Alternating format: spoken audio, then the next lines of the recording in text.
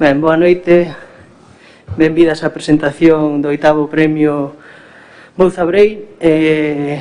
Un saúdo para un saúdo para a alcaldesa, para Cristina Fernández da Vila, un saúdo para Damián Copena, profesor e doutor da Universidade de Oviedo, un saúdo tamén para o vicepresidente da Asociación Forestal de Galicia, que nos acompaña hoxe aquí.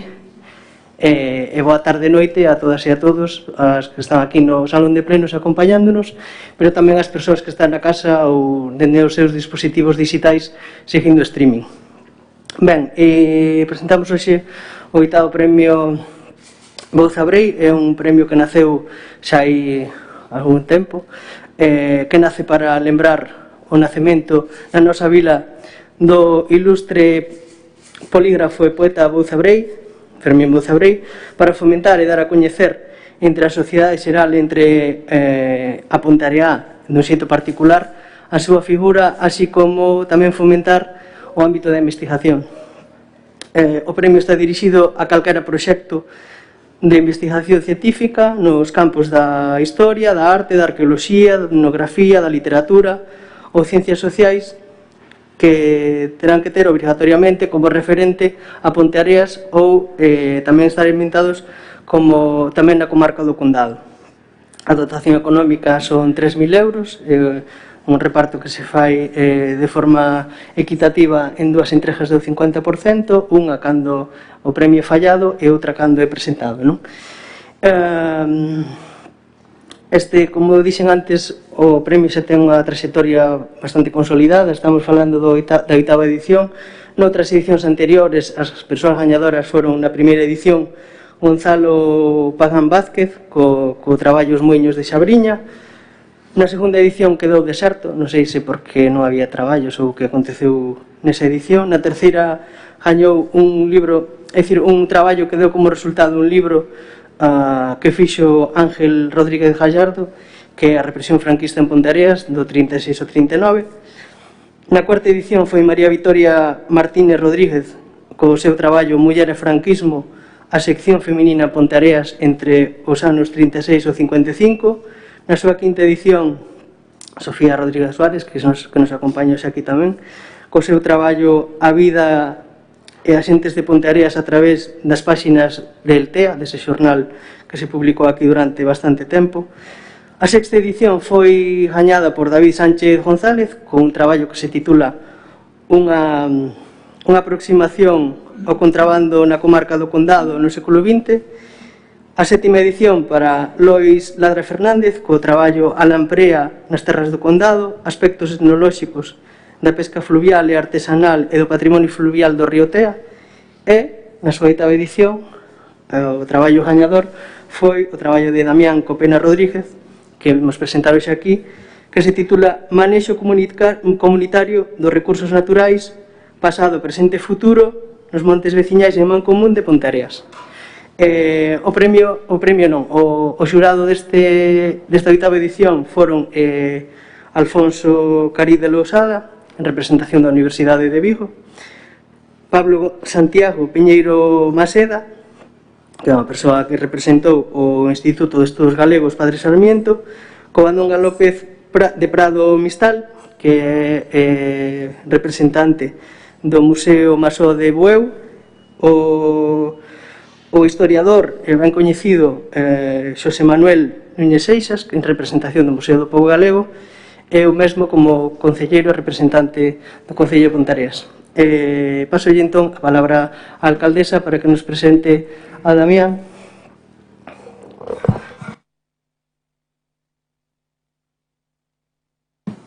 Boas tardes a todas e a todos, representantes das distintas comunidades de montes, representante tamén da Asociación Forestal de Galicia, veciñas e veciños.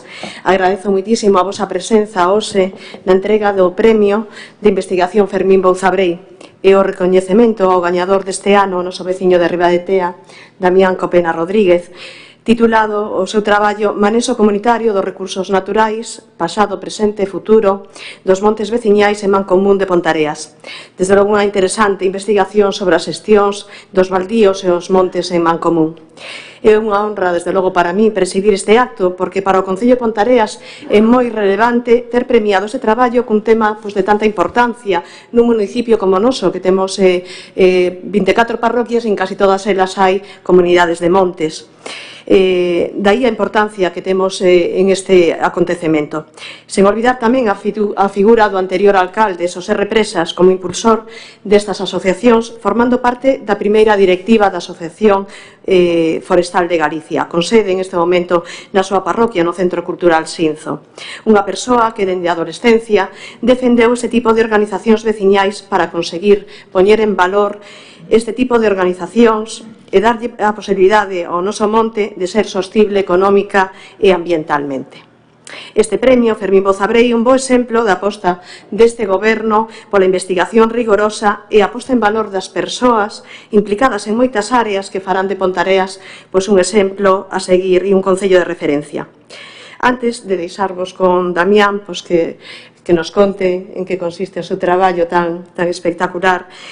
Damián estudiou na Universidade de Vigo, onde forma parte, dende hai algúns anos, do grupo de investigación de economía ecolóxica e agroecoloxía desta mesma universidade, e fixo a súa tese de doutoramento sobre unha análise aplicada dos impactos socioeconómicos dos parques eólicos no mundo rural galego.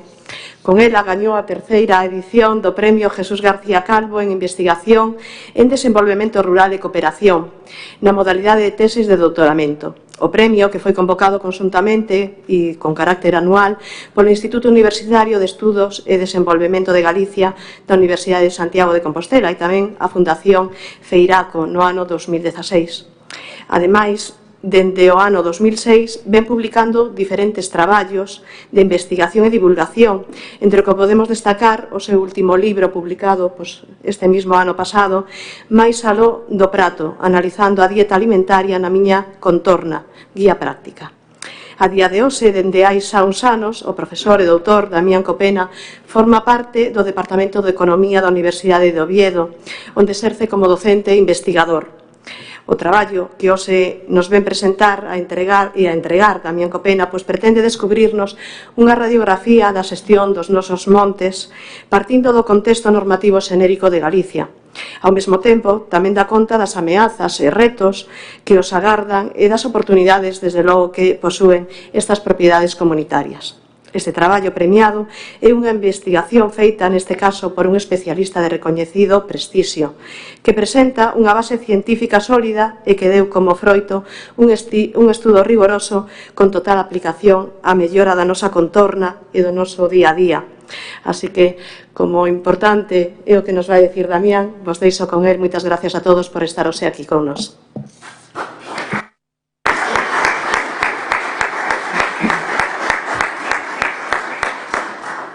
Ben, boas tardes a todas e a todos. En primeiro lugar, agradecer as palabras do Concelleiro de Cultura e da señora alcaldesa, que, para min son moi agradecidas e que estou moi contento de poder estar hoxe aquí con todas e todos vos para presentar este traballo que é froito de que o Concello de Pontareas convoque convocatorias de investigación, que é algo que creo que é importante, e teño que dar as grazas evidentemente tamén ao xurado que tivo a ben considerar este traballo como merecedor do premio. Eu o que vou a facer hoxe, vou a tratar de contar un pouco o traballo de investigación que estiven desenvolvendo ao abeiro da proposta do proxecto da convocatoria do Bouzabrei. Vou a falar dun tema que, do meu punto de vista, non está, en moitos casos, o suficientemente tratado, non está o suficientemente valorado como son os montes veciñais en Mancomún. E vou facer especificamente para o caso de Pontareas, que é o meu pobo, o lugar de onde son, e, polo tanto, para min é aínda máis interesante poder facer ese traballo de investigación, poder facer esta pesquisa. Como calquera traballo de investigación deste estilo, ten unha estrutura, digamos, e unha visión académica.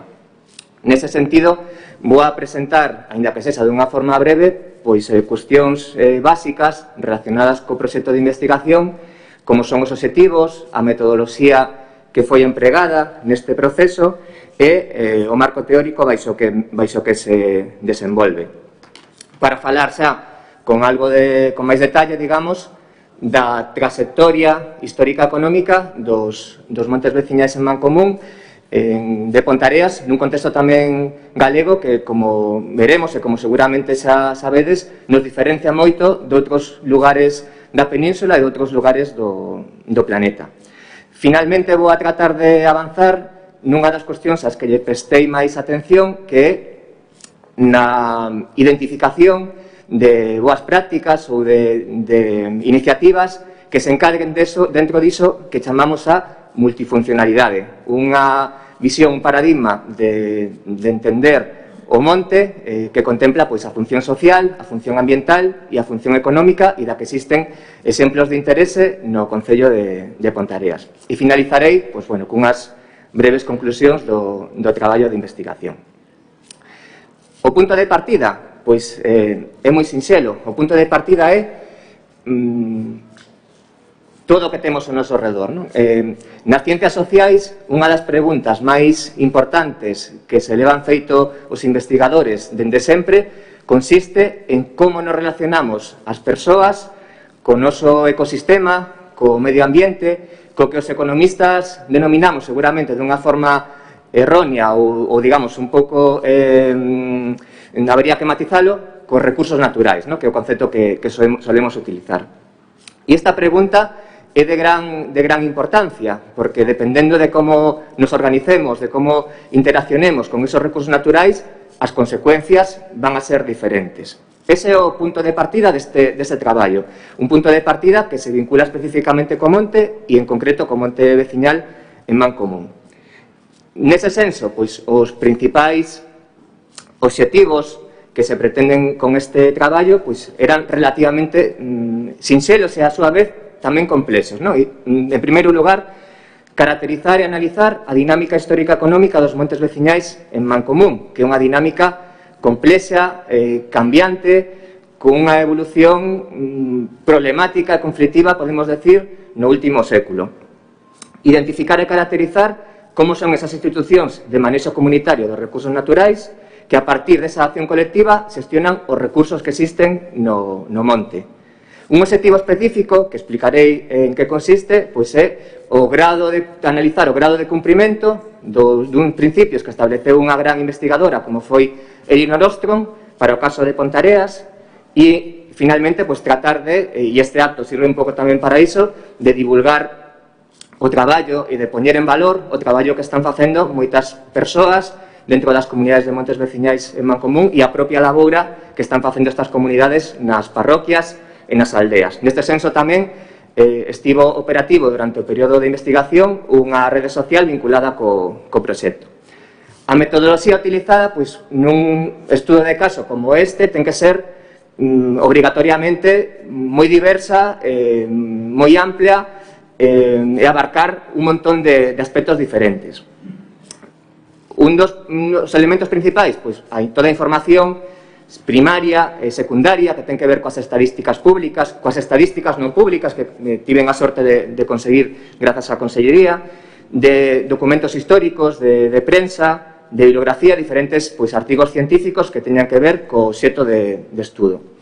E tamén hai a utilización de ferramentas diferentes como poden ser, por exemplo, os sistemas de información xeográfica, ¿no? Que nos axudan a tratar de entender como son os montes veciñais e cal é a ocupación territorial, por exemplo, que teñen. E tamén se desenvolveu un proceso de información participativa, é dicir, unha información que xurde directamente dos axentes implicados ou que teñan un coñecemento directo sobre o obxecto de estudo que se está tratando de facer, a partir dunha serie de entrevistas semiestructuradas que se desenvolveron ao longo do proceso. E o marco teórico cal é? Pois ese marco teórico é que os montes veciñais en Mancomún se poden encargar como sistemas socioecolóxicos, como sistemas que se encargan dentro dun ámbito complexo que é o ámbito ecolóxico, que están dentro do que chamamos en investigación a acción colectiva, que se poden caracterizar como elementos de propiedade comunitaria, inda que normativamente non sexa así, e que ademais xestionan o que se denomina na literatura recursos de uso común. Nese senso, volvendo á introdución, a relación entre as persoas e a sociedade, dependendo dos modelos de xestión e das racionalidades que impliquen, racionalidades individuais, colectivas ou públicas, por exemplo, pois as consecuencias ambientais, económicas e sociais poden ser distintas. E aquí hai que dicir que este é un tema que está de total actualidade, que falar dos montes veciñais en Mancomún é falar de cuestións que están actualmente en boga na ciencia a nivel internacional. E isto non é unha exageración, porque, por exemplo, xa no ano 1968 publicouse na revista Science un artigo de Harding que foi moi importante, digamos, no proceso, pero que foi utilizado para justificar procesos de estatalización e de privatización das propiedades comunitarias, que foi a traxedia dos comuns. E ese proceso de, digamos, de crítica da forma comunitaria de manexo dos recursos foi pouco a pouco posta en discusión e rebatida con outros estudos posteriores, entre os que destacan todos os que teñen que ver con Elinor Ostrom. A Ostrom é unha muller moi importante, para entendernos foi a primeira muller que conseguiu un premio Nobel de Economía no ano 2009, non fai tanto tempo, e precisamente cun traballo sobre o goberno dos bens comuns, dentro dos que se encarga a realidade dos montes veciñais en Mancomún. Polo tanto, falar dos montes veciñais é falar de cuestións que están no día a día da discusión científica internacional e, polo tanto, ten moito interese nese ámbito. E, ademais, o propio contexto no que estamos na actualidade pois fai que iso teña que ser así, non? Unha forma de propiedade que representa cerca de 700.000 hectáreas no territorio galego, que dependendo das fontes que utilicemos, entre o 20 e o 25% de toda a superficie de Galicia é monte veciñal en Mancomún, e que no caso de Pontareas esa porcentaxe é aínda superior, pois evidentemente é un ámbito que ten que ser estudado e ten que ser analizado, e que en moitos casos, digamos, non o é coa suficiente fondura. Porque son formas de propiedade, son formas de manexo, son institucións vinculadas con esas propiedades que son os montes veciñais en Mancomún, moi diferentes a outras formas de propiedade. Non son montes públicos, non son montes privados. De feito, a propia lei, a normativa, nos indica que son montes que teñen estas características que aparecen na diapositiva. Son montes indivisibles, imprescriptibles, inembargables e inalienables. E eu engado, que non aparece textual, son montes inclusivos vinculados coa residencia efectiva. É dicir, son montes, son propiedades, son terreos que son auténticas anomalías dentro do sistema económico de mercado, dentro da sociedade, do sistema socioeconómico predominante.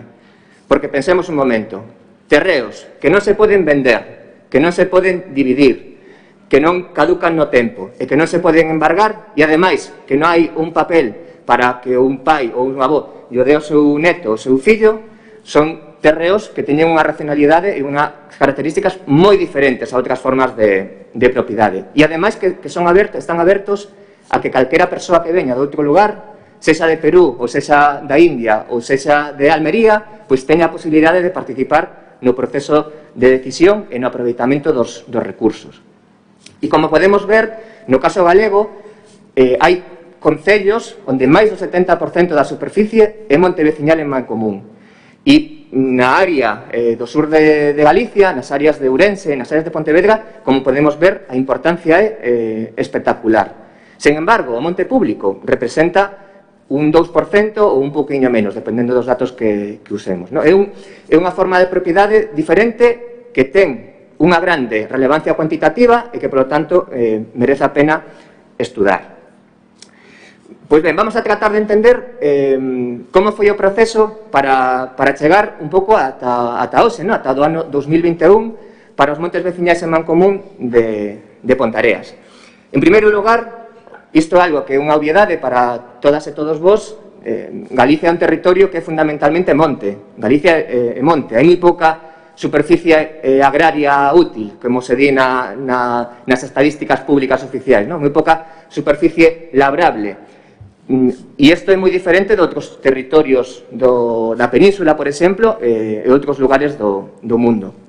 De feito, o monte, históricamente, tradicionalmente, foi a base do sistema agrario tradicional. Foi o elemento clave para poder manter a subsistencia das persoas que vivían nas aldeas. Isto que estivo tamén estudado por ese francés Abel Bouvier, que se percorreu Galicia durante tantos anos e do que podemos aínda aprender moitas cousas no día de hoxe, implica que o monte estaba moi utilizado polas persoas que vivían alrededor del e necesitaban dese monte para poder manter a súa capacidade fertilizadora das terras, para poder producir alimentos, para ter os elementos básicos para a subsistencia. O monte como fornecedor de toxo para o estrume, o monte como fornecedor de alimento para o gando, o monte como lugar onde se cultivaban cereais como trigo e como centeo, o monte, en definitiva, cunha serie de funcións e outras máis que non nomei, que eran fundamentais para a supervivencia das comunidades locais. Un monte que non era como que coñecemos agora. Un monte no que o nivel de forestación era moito máis cativo e onde o gando, por exemplo, era o principal elemento vinculado co monte, como vemos nestes datos, eses milleiros de animais que estaban no monte no ano 1913 na nosa contorna. Pois ben, ese monte, dunha maneira moi brusca, dunha maneira bruta, mudou rapidamente de usos e mudou pola forza. Houve un proceso de forestación forzosa, impulsado directamente polo Estado, que fixo que os aproveitamentos tradicionais do monte empezasen a perder operatividade. E isto acontece en todo o territorio galego. Pero que no caso de Ponteareas, especificamente, este proceso é incluso anterior ao franquismo, ainda que no franquismo se desenvolve tamén, pero poderemos encontrar moitos exemplos de como xa na década de 1910 existen procesos de forestación pública moi importantes nos montes do Concello, nos montes de Ponteareas, moitos deles vinculados con eses viveiros forestais que se foron instalando e, en concreto, especificamente os primeiros, co viveiro forestal de Cillarga, en Ribadetea. Uns procesos de forestación forzosa nos que as persoas que vivían nesos lugares, digamos, non estaban conformes con eles, non foron preguntados, evidentemente, e se produciron moitas resistencias. Aparecen moitas noticias onde podemos encontrar os lumes para esas plantacións forestais feitas polo Estado, no ano, por exemplo, 1919, ou na década dos 20, ou na década dos 30, afectando a esas plantacións forestais de eucaliptos, de piñeiros, de acacias que se cultivaban nesos lugares xa nesa época, para facernos unha idea. E incluso nos pode chamar a atención como, por exemplo, hai visitas, como pode ser a da escola La Antorcha de Cristiñade, onde os cativos e as cativas van a visitar o viveiro forestal nese ano 1929, fixádevos, e recibe cada un deles 14 eucaliptos pequeniños para poder levar as súas casas e poder cultivar. É dicir, o proceso de forestación é un proceso que se inicia, no caso de Ponteareas, antes que en outros lugares. De feito, as primeiras forestacións públicas no século XX en Galicia son en Tui e en Ponteareas, para facernos unha idea.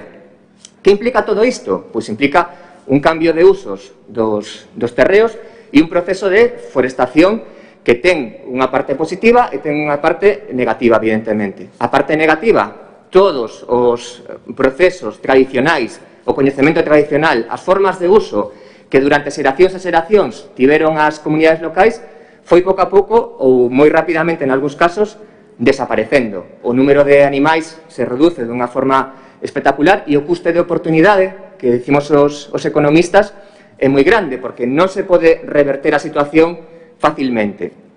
Nese sentido, cando na parte final do franquismo, no ano 68, xa se recoñece a titularidade dos veciños deses montes que lles foran roubados, que lles foran quitados pola administración pública, pois cando se empeza a recuperar os montes veciñais en Mancomún, os montes que se recuperan son moi diferentes aos montes que existían previamente. E é máis, ese proceso de recuperación, ese proceso de clasificación do monte veciñal en Mancomún é un proceso tamén que non é sinxelo, é un proceso que tamén é tumultuoso ou que ten conflictividades, no caso específico de Ponteareas. É un proceso no que hai resistencias por parte da propia administración pública que, digamos, trata de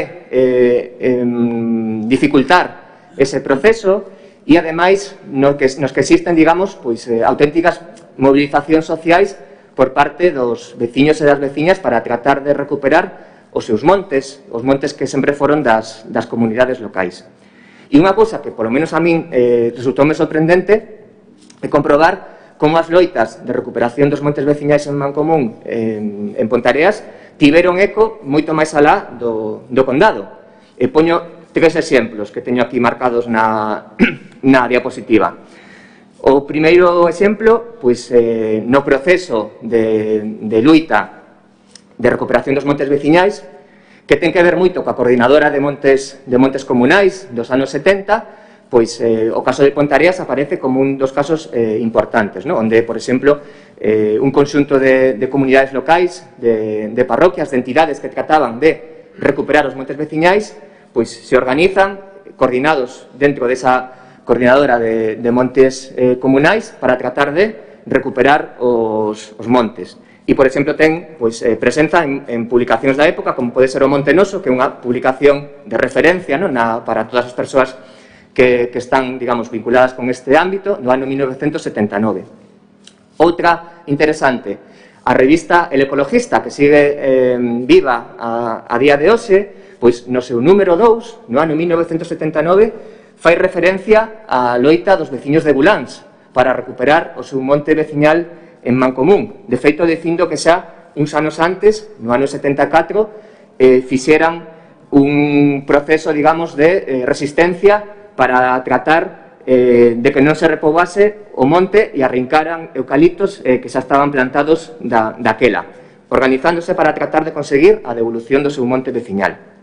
E, finalmente, outro caso que seguramente algúns de vos coñecedes, pois o documentario do mesmo título que o libro, o documentario do Monte Noso, do ano 1979, de Llorenç Soler, un catalán, no que se analizan varios casos de loita e de recuperación dos montes veciñais, e, curiosamente, un dos que aparece recollidos con entrevistas e cunha visita ao lugar é o de San Lourenzo de Oliveira, tamén outro proceso de resistencia local. Por lo tanto, resulta interesante, no, comprobar como ese proceso de recuperación e clasificación dos montes veciñais en Mancomún non foi un proceso ni moito menos sinxelo e como, ademais, tivo moito eco, moito máis alá das áreas do condado. Bueno, en fin, este proceso cristaliza, afortunadamente, empeza a recuperarse montes veciñais en Mancomún. É un proceso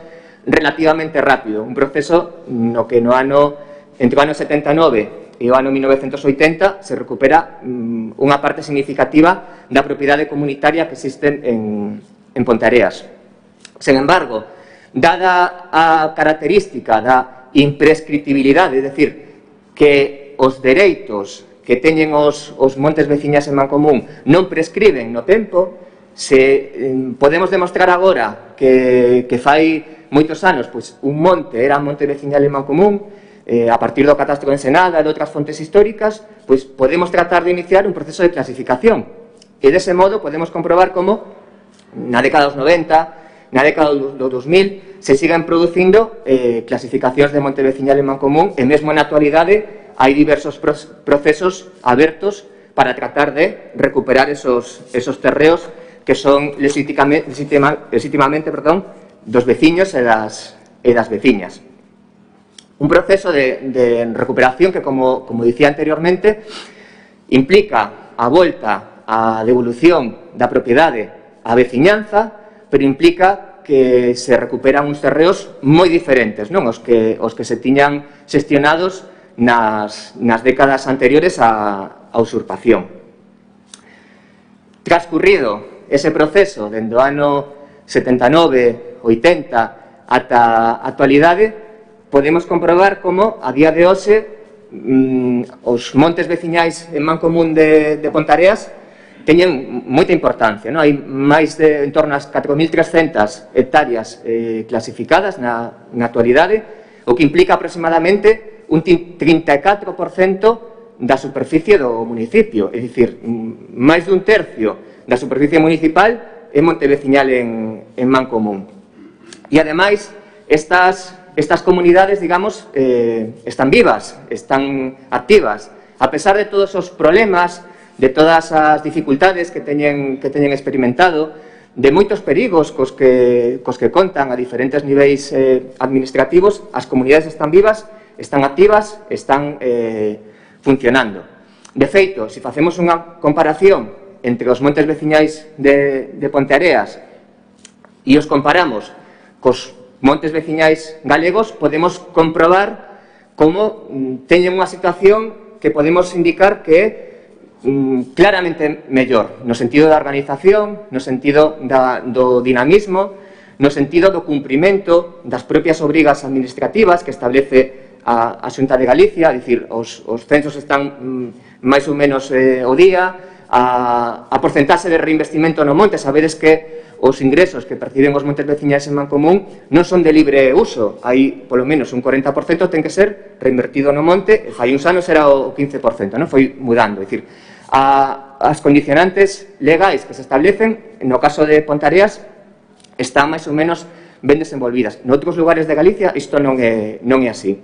Sen embargo, o contexto actual nos indica que existen tamén moitos perigos, moitos riscos e moitas dificultades comuns a outros territorios, non? É algo que se constata facilmente, pois unha certa dificultade para o recambio xeracional, unha certa dificultade para a participación da muller, en que hai algunha presidenta de comunidade de montes veciñais de Mancomún, unha certa dificultade para tratar de dinamizar os procesos sociais internos inherentes ás comunidades. Nese senso é posible que teñamos que aprender tamén do que ocorre en outros lugares, e por iso poño esta imaxe dos montes veciñais galegos e dos baldíos portugueses, que é o concepto legal e un concepto que ademais utilizamos tamén en Pontareas, o concepto de baldío. A propia definición de persoa comuneira, neste caso de comparte, que teñen os baldíos, é diferente do caso galego e permite, digamos, unha maior flexibilidade e unha maior participación de diferentes ámbitos xeracionais e da muller, que é un dos problemas que existen na actualidade en moitas das comunidades. Ademais, como dicía, a situación é extraña ou dificultosa, ou de cando en cando aparecen espadas de Damocles que están penduradas e que en algún momento poden cair. De feito, as mudanzas normativas ou os intentos de mudanzas normativas que se están a desenvolver nos últimos anos tenden a debilitar un pouco a posición das comunidades de montes veciñais en Mancomún e polo menos facer emerxer, digamos, un certo risco, un certo perigo de que en algún caso poidan desaparecer e perder a súa condición. Esperemos que iso nunca aconteza. Ademais, estamos nun contexto moi incerto e moi cambiante. Se facemos un análise dos montes veciñais en Mancomún desde unha perspectiva histórica económica, poderemos ver ou pensar como as grandes mudanzas que se están a desenvolver teñen unha trayectoria temporal relativamente curta, non estamos falando de tantísimo tempo, e as cousas están mudando a moitos niveis, incluso a cuestións internacionais que nos poden afectar a nós. Pode ser difícil de creer, pero que un cargueiro se atranque no canal de Suez, pois pode afectar aos montes veciñais en Mancomún, porque pode haber problemas de desabastecemento de madeira, pode facer que os prezos da madeira fluctúen. Pode ser difícil de creer, pero que fai unhas semanas estivesen reunidos en Glasgow un montón de dirixentes para falar do cambio climático, pode afectar aos montes veciñais en Mancomún. De feito, eu estou convencido de que vai afectar aos montes veciñais en Mancomún, porque se van a abrir novas ferramentas e novos mecanismos para premiar e para favorecer as iniciativas, aos propietarios que estén realizando experiencias que permitan fixar o CO2 na terra e facilitar, digamos, a loita contra a mudanza climática. Polo tanto, estamos nun contexto incerto e complexo, no que non podemos controlar moitas cousas e nos temos que centrar, evidentemente, nas que sí que podemos controlar. E onde, ademais, están aparecendo novos riscos, novos perigos, que nos fan, en moitos casos, reflexionar ou ter que pensar sobre os montes veciñais en Mancomún en concreto, e sobre como os organizamos e como facemos aproveitamentos neles. Acontecementos tan tristes, tan duros como os acontecidos no ano 2017, onde incluso houve persoas mortas. A mí tocoume vivilos en Portugal, onde ese ano houve máis de 100 persoas falecidas en dúas grandes vagas de incendios. Unha delas, a que entrou no condado e afectou dunha forma tan brusca e tan negativa a Ponteareas, teñe que facernos pensar e reflexionar.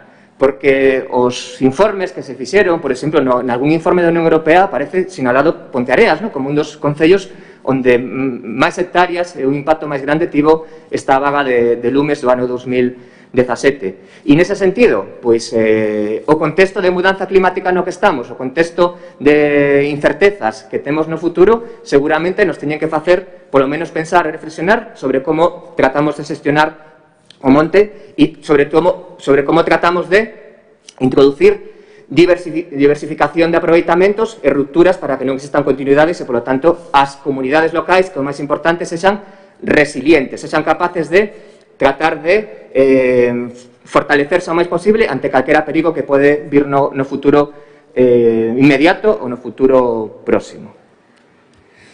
Ben, outra das cousas que se tratou de facer no traballo, no proxecto de investigación, foi analizar o cumprimento dos principios de deseño de Ostrom. No principio desta exposición que estou facendo, comentei que Elinor Ostrom, esa Premio Nobel de Economía do ano 2009, pois tratou moito sobre estas cuestións, sobre a acción colectiva, sobre os recursos de uso común, e analizou, estudou e introduciu o que ela denominou 8 principios de deseño.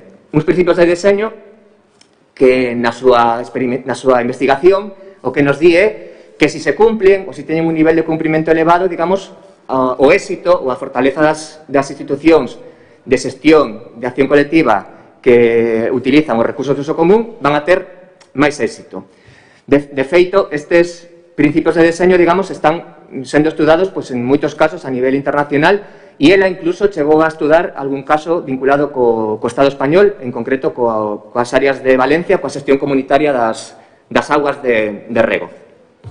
Ben, pois dos 8 principios de deseño, digamos que a miña análise determina que o nivel de cumprimento é relativamente elevado no caso de Ponteareas, aínda que existen algunhas eivas en algúns aspectos, como poden ser as sancións graduadas ou como pode ser as organizacións en entidades aniñadas, pero a nivel positivo dicir que comparado con outros casos semellantes noutros lugares, digamos, a situación é máis positiva no caso de Ponteareas que noutros espazos geográficos. E na parte final desta exposición, que non vai a ser moi longa, digamos, vou apuntar, digamos, as principais realidades, as cousas máis significativas, pois un dos aspectos nos que máis me centrei no traballo de investigación foi tratar de analizar se as comunidades de montes veciñas en Mancomún de Ponteareas estaban utilizando estrategias, aproveitamentos, usos vinculados con esa multifuncionalidade do monte que está, digamos, claramente en boga dentro da literatura internacional. Unha multifuncionalidade do monte que non se debe entender, como moitas veces se fai, só desde un punto de vista productivo. Non, a multifuncionalidade do monte ten 3 patas, unha productiva económica, mas tamén unha ambiental e outra de carácter social. E as 3 patas, os 3 ámbitos, teñen que tratar de coexistir ou existir, ou polo menos non eliminarse unha a outra. Nese sentido, cando pensamos nun monte veciñal en Mancomún, cando pensamos nun territorio como que temos aquí fora ao sair do concello, ao sair do núcleo principal urbano, pois temos que introducir na nosa ecuación decisoria, na racionalidade para tratar de tomar decisións e tratar de determinar estrategias e mecanismos, temos que ter en conta que o monte veciñal é algo moi amplio, é algo moi complexo, é algo moi diverso, onde hai moitísimos elementos, moitísimos coñecementos, patrimonio material, patrimonio inmaterial, diferentes posibles aproveitamentos, cuestións sociais relacionados cos montes veciñais que teñen que formar parte da nosa propia racionalidade, do noso coñecemento e que teñen que ser utilizados, digamos, dunha forma racional e dunha forma sustentable ou sostible. Nese senso, pois vou a presentar, digamos, algúns ámbitos, seguramente moitos os coñecedes, algunhas iniciativas ou algúns aproveitamentos de forma xenérica tamén, sen meterme polo miúdo, sen meterme no detalle, que desde o meu punto de vista sí que están avanzando cara esa multifuncionalidade. Nese senso, por exemplo, no tocante a función ambiental dos montes veciñais en Mancomún, o primeiro que hai que decir, e non ten nada tanto que ver coa función ambiental, non só, sino con máis aspectos, é unha obviedade que moitas veces eu creo que non está interiorizada.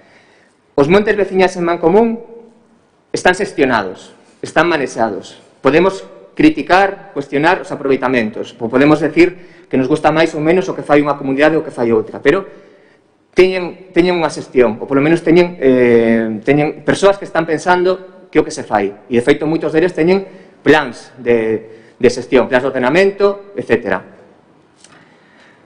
Pero que se saímos do monte veciñal, podemos ver como o outro monte, o monte privado, como está, non? En moitos casos é facilmente identificable onde remata o monte veciñal e onde comeza o monte privado.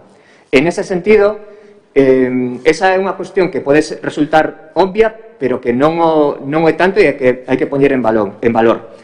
A xestión que fan os comuneiros e as comuneiras do monte veciñal, neste sentido, é moito máis interesante que a que se está facendo nos montes privados, onde a maior parte deles, ou moita parte deles, ni sequera están identificados e en moitos casos, desgraciadamente, son auténticas bombas de reloxería para o que poida acontecer no futuro próximo para os lumes forestais. Aí é un melón do que non vou a entrar, evidentemente, pero en algún momento se terá que facer algo. De feito, hai moitas comunidades, ou unhas cantas que eu coñeza, máis noutros lugares, que están directamente tomando cartas no asunto, tratando de establecer acordos de custodia cos montes privados que contornan o veciñal para tratar de evitar problemas nese senso. Ben, pero volvendo á función ambiental, hai que dicir que no caso de Pontareas constátase como nos últimos anos está habendo claramente un certo incremento de unha diversificación nos cultivos. Aparecen máis plantacións de frondosas do que existía anteriormente, aparecen novos aproveitamentos que teñen que ver con cuestións ambientais, como pode ser o rexistro da pegada de dióxido de carbono que establece o Ministerio. Hai varios montes veciñais de Pontareas, Couso, Xinzo, Ribatea, que están dentro desta figura. Aparecen iniciativas organizadas a veces polas comunidades, outras veces por entidades sociais, para tratar de facer cambios de especies forestais. Se desenvolven tamén iniciativas que teñen que ver con cuestións de educación ambiental, que é algo realmente moi importante. Hai unhas cantas comunidades de montes veciñas en Mancomún de Pontareas que desenvolven actividades, en moitos casos, con nenos e con nenas, para tratar de conciencialos e de que coñezan tanto o monte como o que é un monte veciñal en Mancomún e que, polo tanto, se sintan partícipes dese terreo. Os nenos e as nenas de hoxe serán os comuneiros e as comuneiras do futuro, polo tanto, é moi importante que adquiran unha identificación real co monte veciñal en Mancomún, e aí seguramente habería moito camiño, moito traballo por facer, e non só desde as comunidades de montes veciñais en Mancomún, senón tamén desde outras administracións públicas para tratar de implicar a veciñanza. Por exemplo, chamou a atención que a raíz da actividade de hoxe, pois me acaban de chamar recentemente do Instituto para tratar de achegar aos cativos pois a rede dos montes veciñais en Mancomún. Hai moito traballo que facer nese sentido. No tocante á función social, eu creo que unha das grandes descoñecidas dende o punto de vista das comunidades de montes veciñais en Mancomún, dende o punto de vista da sociedade en xeral e sobre todo da sociedade máis urbana. O papel que desenvolven as comunidades de montes no tocante a cuestións sociais está moi pouco recoñecido e é un papel moi importante para dinamizar as parroquias e as aldeas. As comunidades de montes teñen desenvolvido un montón de infraestructuras que en moitos casos deberían de suministrar igual a outras administracións ou outras entidades, pero que con fondos propios pois son capaces de abastecer de mecanismos para constituir treidas de aguas veciñais, centros culturais, como existen varios exemplos no caso de Ponteareas, apoiar, financiar directamente, pois, ou axudar, polo menos, a entidades asociativas, as asociacións culturais, as entidades de música, a entidades deportivas, etcétera, etcétera, etcétera. Hai un montón de iniciativas que, se nos poñemos a contar e a recoller, son moi importantes. E nas parroquias, nas aldeas, onde o dinamismo social, en moitos casos, non é moi elevado, tarefas neste sentido son moi importantes e teñen moita importancia desde o punto de vista social. Poño aí esta caldeira, que é a caldeira de Xinzo, porque, por exemplo, está tamén suministrando enerxía térmica para ese centro social tan impresionante, ¿no?, que existe en Xinzo e que xa quixeran pois, algúns concellos de outros lugares do país contar con esa cantidade de medios.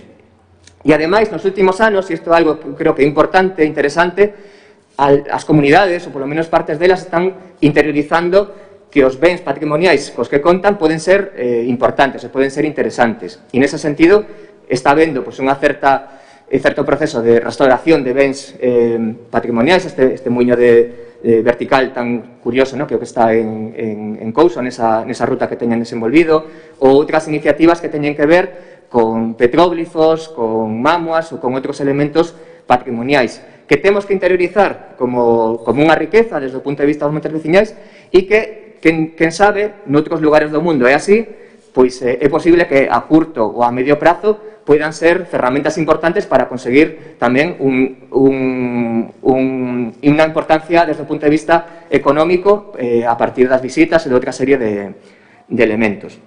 Nese sentido, hai moitos exemplos que podemos encontrar ao longo do Concello de Ponteareas, moitos exemplos que podemos encontrar de rutas, como poden ser estas rutas recentes en a zona da Picaraña, o roteiro micolóxico, o roteiro que teña que ver cos penedos, que xa ten moito máis tempo, aínda que evidentemente, e iso é algo que todo o mundo sabe, digamos, o principal aproveitamento que existe nos montes veciñais en Mancomún é a madeira, e o aproveitamento forestal. De feito, nos últimos anos, algúns outros aproveitamentos que estaban suministrando de rentas están empezando a baixar, ¿no? Léase algunhas canteiras que están fechando e outra serie de aproveitamentos similares. A madeira, evidentemente, é un aproveitamento fundamental que se está desenvolvendo nas comunidades e é a principal fonte de ingresos de todas elas, polo menos na actualidade. Hai que dicir que a función económica dos montes veciñais en Mancomún, ademais, é significada ou importante, porque está sendo capaces de ser demandantes de servizos, moitos servizos, sobre todo de carácter forestal, pero tamén en moitos casos están xerando emprego.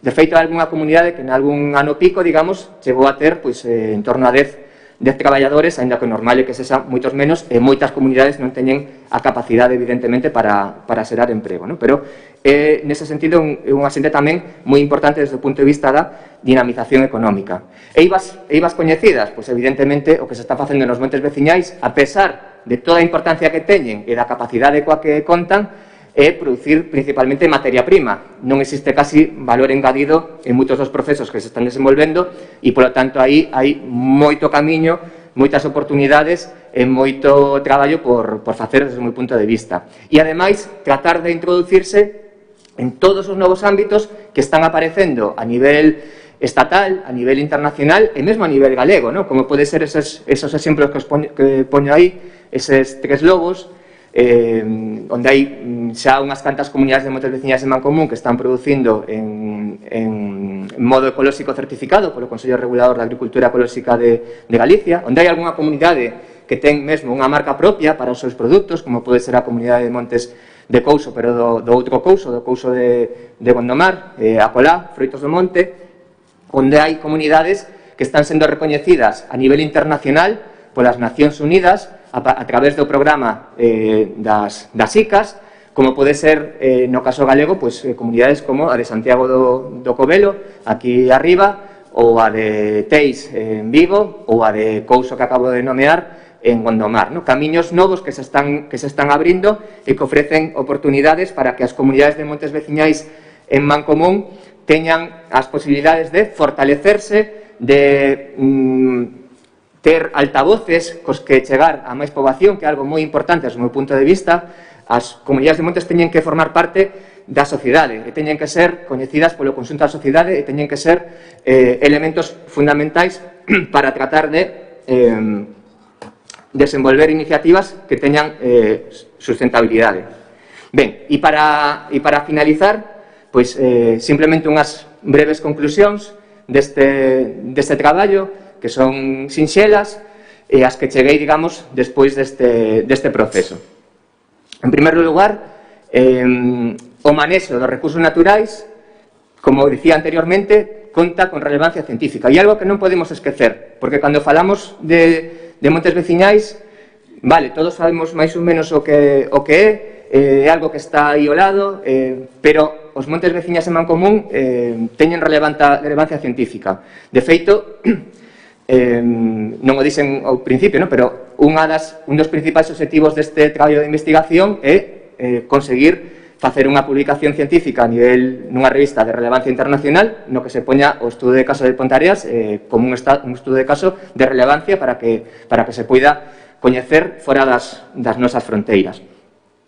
En segundo lugar, os montes veciñais en Mancomún poden ser analizados como recursos de uso común xestionados mediante a acción colectiva. E iso nos encarga en toda a discusión científica establecida por Ostrom. No caso de Pontareas está constatado como os montes veciñais en Mancomún son moi importantes territorialmente e moi importantes superficialmente.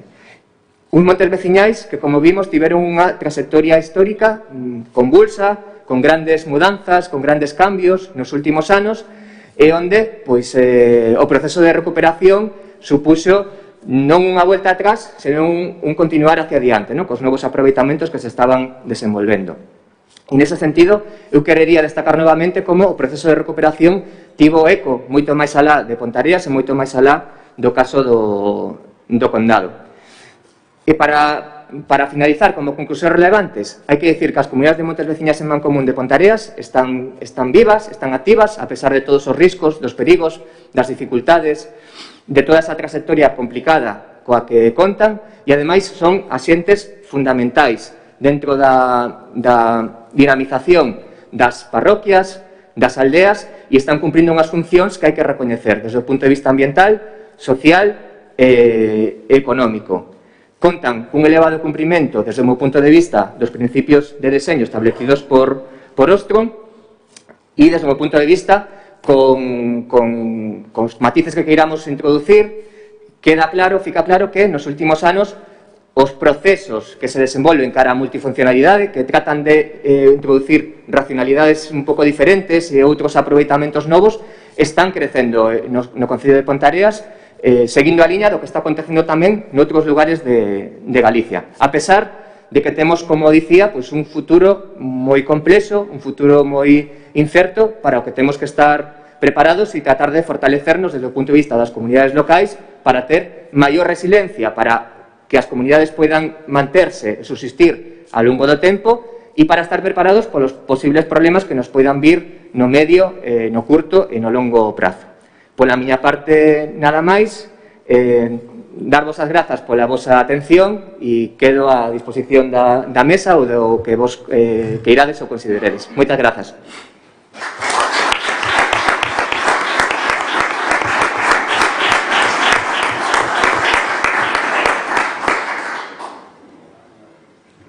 Bueno, creo que o que quedou claro con esta intervención, aparte do maravilloso traballo de investigación que fixo Damián, é que o ámbito colaborativo das persoas e da veciñanza de Pontareas vai máis alá de realizar as alfombras, o Día do Corpus e de traballar esas semanas conjuntamente, sino que quedou reflexado aquí na xestión desde as comunidades de montes.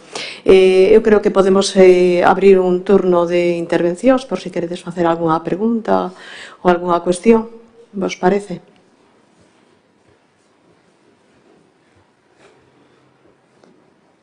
Bueno, para romper así o seo. Decías que era posible que a normativa que están salindo a nivel estatal ou autonómico con referencia ás comunidades de montes que podían en algún aspecto dañalas, ou facer incluso que algunhas desaparezan. Solamente a nivel económico, o sea, que as fagan dispoñer de menos recursos para o seu desenvolvemento ou ten máis cuestións? Bueno, é máis complexo, hai máis elementos nese sentido. Digamos que nos últimos anos hai algunhas realidades no tocante a novas legislacións e moitos globos sonda ou preavisos, digamos, de modificacións que poden existir no futuro que non van do lado das comunidades de montes veciñais en Mancomún. No sentido, por exemplo, de determinar procesos como o grave abandono do monte, que non queda claramente como se vai a definir ese tipo de cuestións e que pode revertir o monte veciñal cara a outro tipo de institución pública nese sentido.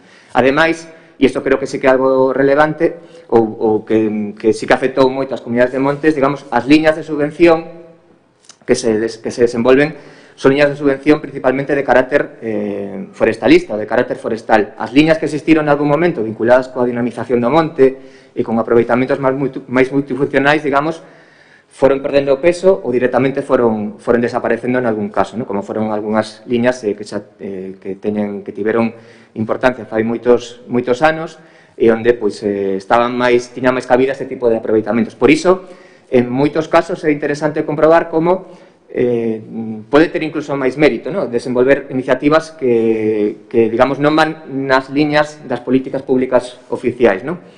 E como, non o comentei, pero como acontecementos tan drásticos como os que pudieron ser os do ano 2017, fan que dicen que as comunidades se replantesen ou pensen sobre aproveitamentos. E no caso de Pontareas temos incluso exemplos de cambios bruscos de uso a partir dese ano 17. E vou poñer un exemplo, o caso de Padróns, onde por primeira vez, despois de moito tempo, introdúcense rabaños de vacas e rabaños de cabras no monte para tratar de controlar o mato cunha racionalidade colectiva comunitaria para tratar de fortalecerse ante os lumes forestais. Pois ese tipo de liñas, desde o punto de vista da administración pública, digamos, non son as que están máis apoiadas na actualidade.